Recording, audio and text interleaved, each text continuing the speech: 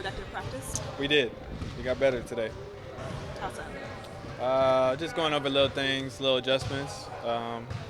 Looking forward to finishing out the rest of these. I think we got 6 games left to All-Star break, so building momentum and finishing these out strong. What's your biggest memory of playing with Marcus and just the kind of things he did for you early in your career, ways he pushed you? Obviously we went to a championship with him, won a lot of games with him. He meant a lot to the city of Boston. I think he did, 9 years here? So he had a lot of good years, and he was a leader, and he meant a lot to this organization.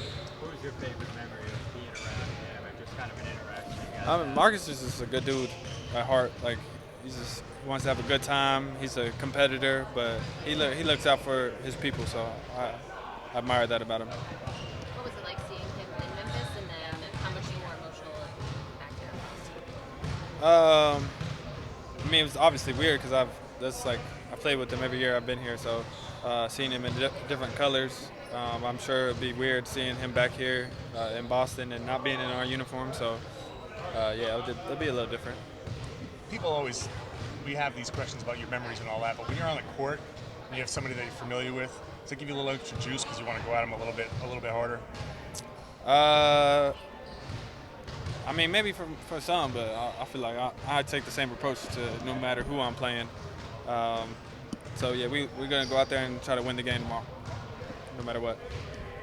Were you guys shocked, when it happened, if you look back on that day? I know it happened around midnight, so you guys were trying to sleep, but what was kind of the reaction you guys had? Did you text them right away? Were you guys kind of oh crap, Marcus, what was the reaction on that day when it happened? Probably the same reaction you guys all had. It's crazy to see.